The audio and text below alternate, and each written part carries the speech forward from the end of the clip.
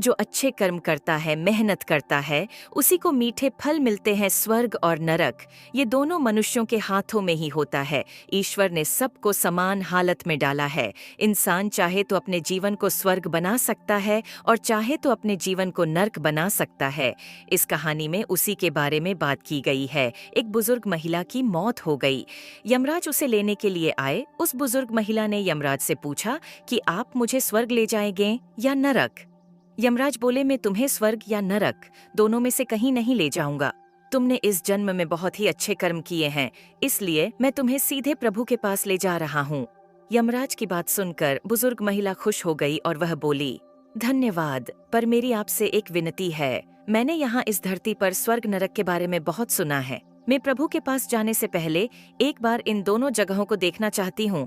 यमराज ने उस बुजुर्ग महिला से कहा कि तुम्हारे कर्म अच्छे हैं, इसलिए मैं तुम्हारी यह इच्छा पूरी करूंगा। चलो, हम स्वर्ग और नरक के रास्ते से होते हुए प्रभु के धाम चलेंगे। वो दोनों चल पड़े थे। सबसे पहले नरक आया। नरक में इस बुजुर्ग महिला ने जोर जोर से लोगों के रोने की आवाज सुनी। लोग दर्द पीठ ढा से चिल्ला रहे थे। वह नरक में सभी लोग बीमार दिख रहे थे। उस बुजुर्ग महिला ने वहाँ पर एक आदमी से पूछा कि आप सब लोगों की ऐसी हालत क्यों है? वो आदमी बोला, अगर हमारी हालत ऐसी नहीं होगी तो और कैसी होगी? हम सभी ने जब से यहाँ आए हैं तब से एक दिन भी खाना नहीं खाया। भूख से हमारी आत्माएं तड़प रही हैं। उतने में ही उस बुजुर्ग महिला की नजर एक बड्ढे से पतीले पर पड़ी थी, जो कि लोगों के कद से करीब 500 फुट ऊंचा होगा। उस पतीले के ऊपर एक विशाल चम्मच लटका हुआ था। उस पतीले में से अच्छी खुशबू आ रही थी।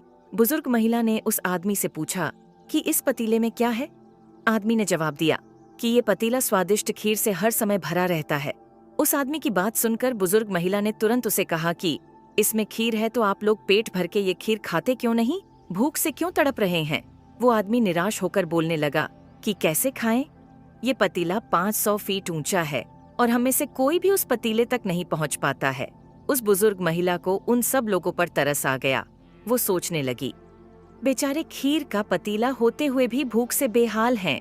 शायद भगवान ने इन्हें यही दंड दिया होगा। यमराज ने बुजुर्ग महिला से कहा कि चलो, हमें देर हो रही है, अब हमें चलना चाहिए। दोनों चल पड़े। कुछ ही देर चलने के बाद स्वर्ग आया। स्वर्ग में उस बुजुर्ग महिला को सबकी हंसने की आवाज सुनाई दी। वहाँ पर लोग काफी खुश थे। उन सभी को खुश देखकर बुजुर्ग महिला भी बहुत ज्यादा खुश हो गई। पर ये क्या, वहाँ स्वर्ग में भी उस बुजुर्ग महिला की नजर 500 फुट ऊंचे पतीले पर पड़ीन जैसा नरक में था, उसके ऊपर भी वैसा ही चम्मच लटका हुआ था। बुजुर्ग महिला ने वहाँ के लोगों के पूछा कि इस पतीले में क्या है? स्वर्ग के लोगों ने कहा कि इसमें बहुत स्वादिष्ट खीर है। ये सुनकर बुजुर्ग महिला हैरान हो गई। उसने वहाँ के लोगों से कहा कि ये पतीला तो 500 फीट ऊंचा है, आप लोग तो इस तक पहुँच ही नहीं पाते होंगे। उस बुजुर्ग महिला ने कहा कि इस हिसाब से तो आप लोगों को खाना मिलता ही नहीं होगा। आप सभी तो भूख से बेहाल होंगे। मुझे आप सब लोग फिर भी इतने खुश क्यों लग रहे हो? ऐसा कैसे हो सकता है? स्वर्ग में सभी लोग बोले, हम सभी लोग इस पतीले में से पेट भर के खीर खाते हैं। ये सुनकर बुजुर्ग महिला बोली, पर कैसे? पतीला तो बहुत ऊंचा है।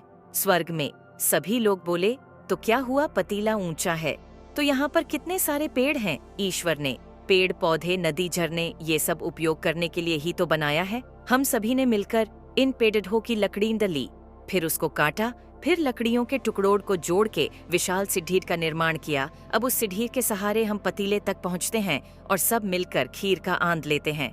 ये सब सुनकर वो बुजुर्ग महिला यमराज की तरफ देखने लगी।